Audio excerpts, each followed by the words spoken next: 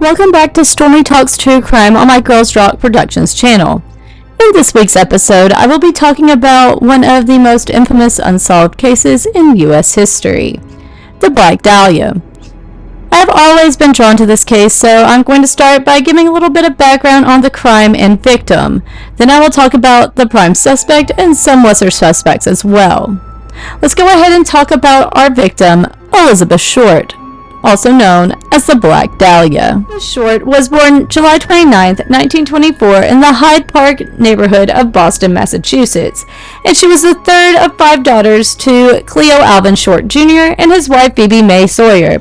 Her father was a U.S. Navy sailor from Gloucester Courthouse, Virginia, while her mother was a native of Millbridge, Maine. Short's father built miniature golf courses until he lost most of his savings in the 1929 stock market crash, like many. In 1930, his car was found abandoned on the Charlestown Bridge, and it was assumed that he had jumped into the Charles River. Believing her husband to be deceased, Short's mother began working as a bookkeeper to support the family. Troubled by bronchitis and severe asthma attacks, Short underwent lung surgery at the age of 15, after which doctors suggested she periodically relocate to a milder climate to prevent further respiratory problems. So, her mother would send her to spend winters with family friends in Miami, Florida for the next 3 years. She would drop out of Medford High School during her sophomore year. In late 1942, Short's mother received a letter of apology from her presumed deceased husband, which revealed that he was in fact alive and had started a new life in California. In December of that year, at age 18, Short relocated to Vallejo, California to live with her father, whom she had not seen since age 6. At that time, her father was working at the nearby Mare Island Naval Shipyard on San Francisco Bay. Arguments between Short and her father led to her moving out in January of 1943. Short took a job at the base exchange at Camp Cook, now Vandenberg Space Force Base, near Lone Park, California, briefly living with a U.S. Army Air Force sergeant who reportedly abused her. She left Lone Park in mid-1943 and moved to Santa Barbara, where she was arrested on September 23rd for drinking at a local bar while underage. Juvenile authorities sent her back to Massachusetts, but she returned instead to Florida, making only occasional visits to her family near Boston. While in Florida, Short met Major Matthew Gordon Jr., a decorated Army Air Force officer of the 2nd Air Commando Group, who was training for deployment to the Southeast Asian theater of World War II. Short later told friends that Gordon had written to propose marriage while he was recovering from injuries from a plane crash in India. She accepted his offer, but Gordon died in a second crash on August 10, 1945. Short's sister Dorothea also served in the war and was assigned to decode Japanese messages. In July of 1946, Short relocated to Los Angeles to visit Army Air Force Lieutenant Joseph Gordon Fickling, who was an acquaintance from Florida and was stationed at the Naval Reserve Air Base in Long Beach. Short spent the last 6 months of her life in Southern California, mostly in the Los Angeles area. Shortly before her death, she had been working as a waitress and rented a room behind the Florentine Gardens nightclub on Hollywood Boulevard. Short has been variously described and depicted as an aspiring actress. On January 9, 1947, Short returned to her home in Los Angeles after a brief trip to San Diego with Robert Red Manley, a 25-year-old married salesman she had been dating. Manley stated that he dropped her off at the Biltmore Hotel in downtown Los Angeles and that Short was to meet one of her sisters who was visiting from Boston that afternoon. Staff at the Biltmore recalled having seen Short using the lobby telephone. Shortly after, she was allegedly seen by patrons of the Crown Grill Cocktail Lounge at 754 South Olive Street, approximately 3/8 of a mile away from the Biltmore. And this is the last time anyone would see her alive. Almost a week later, on the morning of January 15, 1947, a mother taking her child for a walk in a Los Angeles neighborhood stumbled upon a gruesome sight. The body of a naked woman, sliced clean in half at the waist. The body was just a few feet from the sidewalk and posed in such a way that the mother reportedly thought it was a mannequin at first glance. Despite the extensive mutilations and cuts on the body, there wasn't a drop of blood at the scene, indicating that the young woman had been killed elsewhere. The ensuing investigation was led by LA Police Department. The FBI was asked to help, and it quickly identified the body after getting blurred fingerprints via sound photo, which was a primitive fax machine used by news services from Los Angeles. It was 22-year-old Elizabeth Short. She was later dubbed the Black Dahlia by the media for her rumored penchant for black clothing and the movie The Blue Dahlia that was just released. An autopsy was performed on Short's body on January 16, 1947 by Frederick Newbar, the Los Angeles County Coroner. Newbar's autopsy report stated that Short was 5 feet 5 inches tall, weighed 115 pounds, and had blue eyes, brown hair, and badly decaying teeth. There were ligature marks on her ankles, wrists, and neck, and an irregular laceration with superficial tissue loss on her right breast. Newbar also noted superficial lacerations on her right forearm, left upper arm, and lower left side of the chest. Short's body had been cut completely in half by a technique taught in the 1930s called hemocorporectomy. The lower half of the body had been removed by transecting the lumbar spine between the second and third lumbar vertebrae, thus severing the intestine at the duodenum. Newbar's report noted very little bruising along the incision line, suggesting that it had been done after death.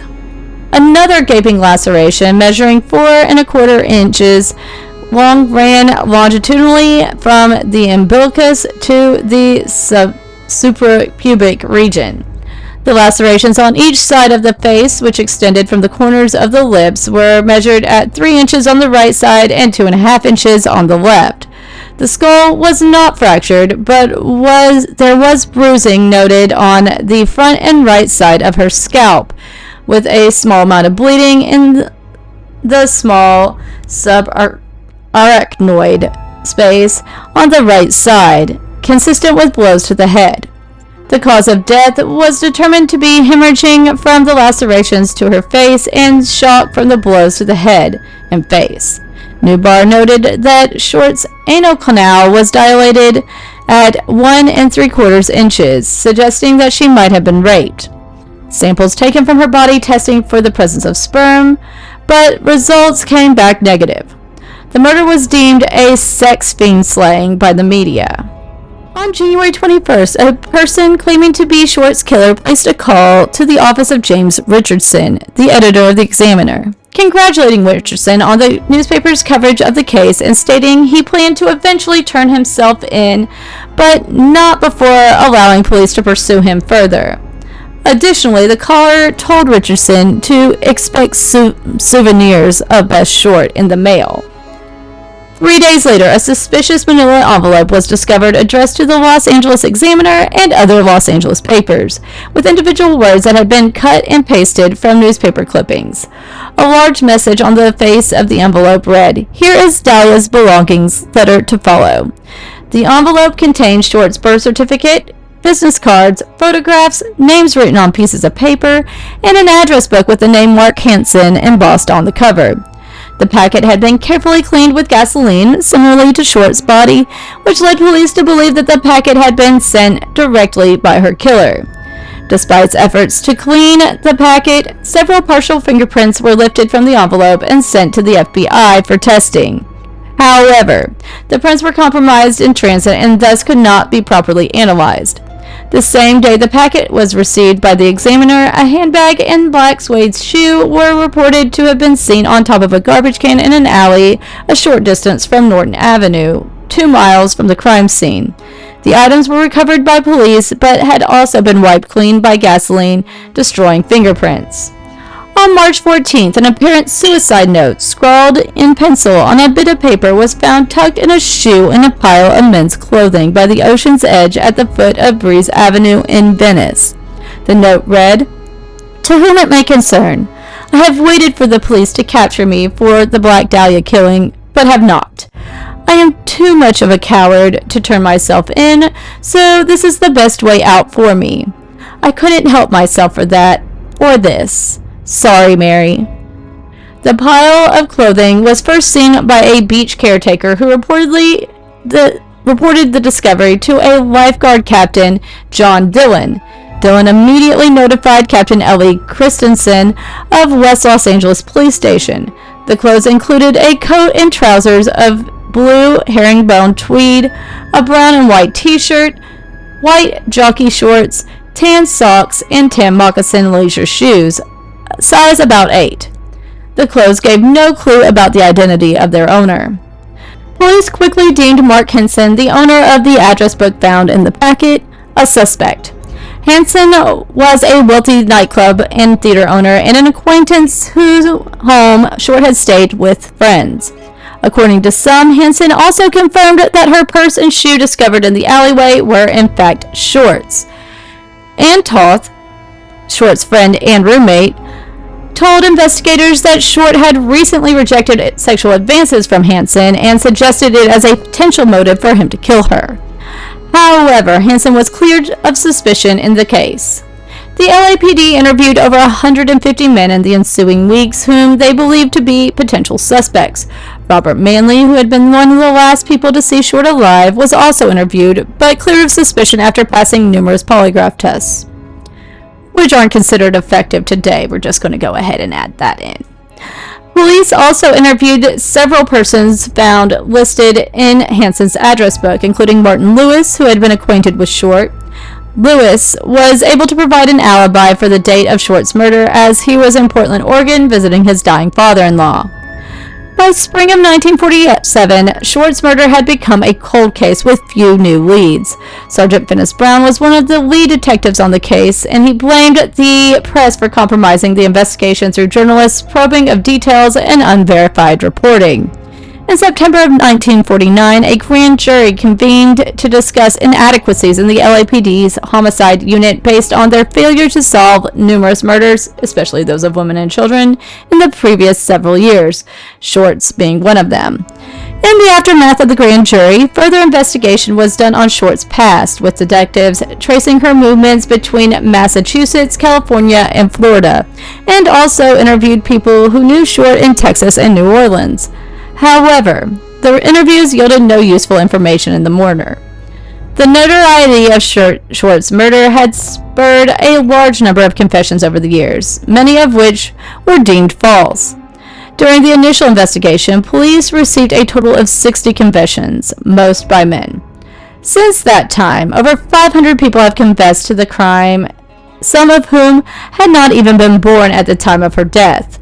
Sergeant John P. St. John, an LAPD detective who worked on the case until his retirement, stated, "It is amazing how many people offer up a relative as a killer." In 2003, Ralph Asdell, one of the original detectives on the case, told the Times that he believed he had interviewed Short's killer, a man who had been seen with his sedan parked near the crime scene in the early morning hours of January 15, 1947.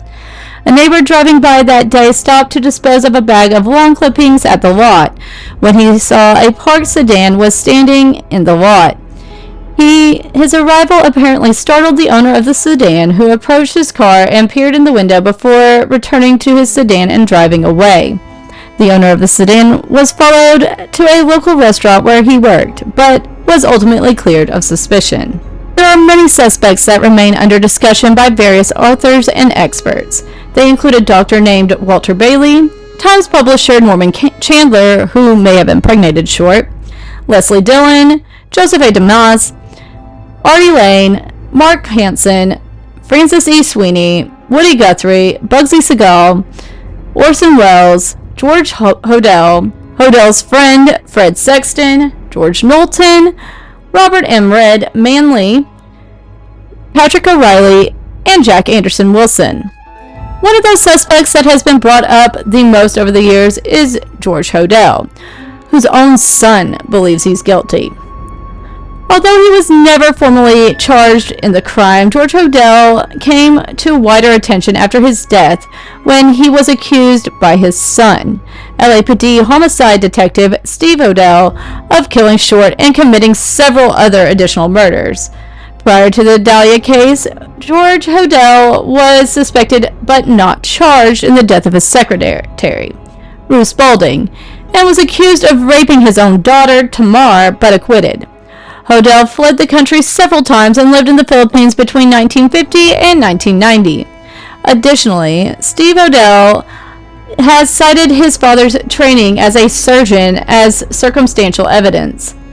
In 2003, it was revealed in notes from the 1949 grand jury report that investigators had wiretapped George Hodel's home and obtained recorded conversation of him and an unidentified visitor saying, "Supposing I did kill the Black Dahlia. They couldn't prove it now. They can't talk to my secretary because she's dead. They thought there was something fishy. Anyway, now they may have figured it out. Killed her. Maybe I did kill my secretary." During his trial for incest, Hodel's daughter lied on the stand out of fear about her belief that her father committed the Black Dahlia murder. She lived in her father's house for years and heard whispers, including his veiled warnings. "It's an evil place," said the art photographer Edmund Tesk. "Women were tortured for sport there. Murders happened there." George Hodel was born in 1907 to wealthy Russian Jewish parents. At age 9, he played major piano concerts. Handsome in a brooding romantic way, he entered the California Institute of Technology at 14 and soon had an affair with a professor's wife who bore his baby. Hodel would go on to father 11 children to 5 different women. Hodel's teenage best friend was the talented and charismatic John Huston, son of Walter. Huston and Hodel sparred over a classmate, the delicate-faced and witty Dorothy Jean Harvey. She eloped with Huston, becoming the first of his 5 wives, and they ran off to Greenwich Village in 1925. Meanwhile, Hodel was forced out of Caltech for impregnating his professor's wife. He started a literary magazine, became a photographer, attended the University of California, Berkeley, and went on to medical school. He began working for the Los Angeles Board of Health in 1938, pursuing his specialties, venereal disease and secret abortions. Desperate women sought him out, providing him with all sorts of ammunition. He had a dossier on the cops and their prostitutes. "He has something on the police department," Tamar once told a reporter. When John and Dorothy Huston, now back in Los Angeles, divorced, Hodel romanced Dorothy and renamed her Doreo, or a combination of Dorothy and Eros. They married in 1940, and Hodel bought the Franklin House, designed by the son of Frank Lloyd Wright. The doctor began to indulge his fascination with surrealist art, which it was a passion with dark underpinnings. Surrealism was started in Paris as an outgrowth of Dadaism. Art historians Mark Nelson and Sarah Hudson Bayliss talked about how the murder was influenced by surrealism, an interplay of irrationality, eroticism, and violence was at the heart of surrealism in their book Exquisite Corpse, Surrealism and the Black Dahlia Murder. Man Ray, who was a well-known surrealist painter and photographer, became enthralled with sadomasochism while he was living in Paris. He struck up a friendship with Hodel when he moved to Los Angeles in 1940. In the 1940s and early 1950s, Los Angeles was a mix of sophistication, desperation, and veiled danger. Brilliantly talented people of urbane temperament socialized with the Dust Bowl beauties whose ambitions often stalled in the hat check girl or diner waitress stage. Cops were dealing with police and city hall scandals. Cheery musicals were being replaced by themes of noir. The subtle violence and perversity of the LA moment were captured in classics such as The Big Sleep and Out of the Past. In Hodel's house on Franklin Avenue, the lifestyle far surpassed hedonistic. And this is where Tamar made her unfortunate entrance. In 1935, another Dorothy Anthony, who was a San Francisco model, gave birth to Hodell's daughter. Hodell insisted on naming her Tamar for the protagonist of the poem by his friend, Big Sur poet Robinson Jeffers. Tamar was a tormented woman who had sex with her brother, reinterpreting a biblical story. Dorothy and Tamar were then brought into Hodell's home. At this point, it was more like a harem, with Doreo, Dorothy, and Hodell's common-law wife, Amelia, all of whom had his children. Dorothy and Tamar did move back to San Francisco, but when Tamar approached pubescence, Hodell sent for her. He would stand on the mantel in their home and read poetry, claiming it was God speaking. He would sexualize his young daughter, even allowing his friend Man Ray to take nude photos of her. He even gave her erotic books to read, and when she was only 11, Hodell forced her to perform fellatio on him. And many people did attest to this, but were supposedly paid off, which is why he was acquitted. In May 1945, the year before this incident, Ruth Spaulding, the secretary at Hodell's venereal disease clinic, and also keeper of his many secrets, was found dead of an overdose. Police suspected it was forced, but they couldn't prove anything. Her death was officially ruled a suicide. Elizabeth Short was among the women that would visit Hodell's clinic. During the last 6 months of her life, Short lived in 5 different apartments in Hollywood. 8 people, including one who later became a police detective, asserted that they knew firsthand that Hodell had some kind of relationship with Short. Art historians Nelson and Bayless note that Short's upper body was posed similar to how Man Ray's wife was posed in some of his photographs, and could have even been seen as a nod to Man Ray's painting Le Beau Temps. All of these things made Hodell a hot suspect for police. Photographs of Elizabeth Short and letters written in the killer's hand led Steve Hodell to be all but certain, much like his half-sister, that his father was the true killer of the Black Dahlia. In 1991, Janice Knowlton, who was age 10 at the time of Short's murder, claimed that she witnessed her father, George Knowlton, beat Short to death with a claw hammer in the detached garage of her family's home in Westminster. She also published a book titled Daddy Was the Black Dahlia Killer in 1995, in which she made additional claims that her father sexually abused her. The book was condemned as trash by Knowlton's stepsister, Jolene Emerson, who stated, "Yes, she believed it, but it wasn't reality. I know because I lived with her father for 16 years. Additionally, St. John told the Times that Knowlton's claims were not consistent with the facts of the case. The 2017 book Black Dahlia Red Rose by Pew Eatwell focuses on Leslie Dillon, a bellhop who was a former mortician's assistant, and his associates Mark Hansen and Jeff Connors, and also Sergeant Finis Brown, a lead detective who had links to Hansen and was allegedly corrupt. Eatwell presents that Short was murdered because she knew too much about the men's involvement in a scheme for robbing hotels. She further suggests that Short was killed at the Astor Motel in Los Angeles, where the owners reportedly found one of their rooms covered in blood and fecal matter on the morning Short's body was found. The Examiner stated in 1949 that LAPD Chief William A. Wharton denied that the Astor Motel had anything to do with the case, although its rival newspaper, the Los Angeles Herald, claimed that the murder took place there. In 2000, Buzz Williams, a retired detective with the Long Beach Police Department, wrote an article for the LBPD newsletter The Rap Sheet on Short's murder. His father, Richard F. Williams, was a member of the LAPD's gangster squad investigating the case. Williams' father reportedly believed that Dillon was the killer, and that when Dillon returned to his home state of Oklahoma, he was able to avoid extradition to California because his ex-wife, Georgia Stevenson, was second cousins with Illinois Governor Adlai Stevenson II, who contacted the governor of Oklahoma on Dillon's behalf. Williams' article claimed that Dillon sued the LAPD for $3 million, but that suit was dropped. Harnish disputes this whole thing, stating that Dylan was cleared by police after an exhaustive investigation and that the district attorney's finals positively placed him in San Francisco when Short was killed. Harnish claims that there was no LAPD cover-up and that Dylan did in fact receive a financial settlement from the city of Los Angeles, but has not produced any concrete evidence to prove any of this. I think out of all the suspects, the only one who was never truly ruled out by the police was George Hodel, yet he was never arrested. Which leads me to believe that Tamara and Steve's assumption that he had something over the LAPD are more than just that.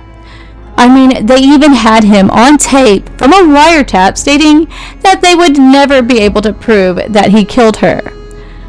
The part about the Astor motel room with Leslie Dillon, Mark Hansen, and Jeff Connors is pretty suspicious, and I can't find more on why that was ruled out either, other than Dillon having an alibi. I'm not sure why they stopped looking into Mark Hansen, who found her shoe and handbag in the alley. I still lean more and more to George Hodel, who also had surgical training, which would more than likely be needed to cut her in half with such precision. So, who do you think it was? Leave your answers in the comments below. Also, you can leave suggestions for one of the next cases I cover. Remember to like and subscribe to my Girls Rock Productions channel for more content. While you're here, check out some of my other playlists on this channel. On Stormi Teaches Music, I do live covers and guitar lessons on Mondays and Wednesdays at 11 p.m. Eastern Time. I do the live covers on Mondays and the guitar lesson of the song I covered live on Wednesdays. On Stormi Tells Ghost Stories, I tell true ghost stories of haunted locations all over the world. These videos are posted Tuesdays at 6 p.m. Eastern. Tune in next Thursday at 6 p.m. Eastern for the next episode of Stormi Talks True Crime. Until then, have a great week and stay safe.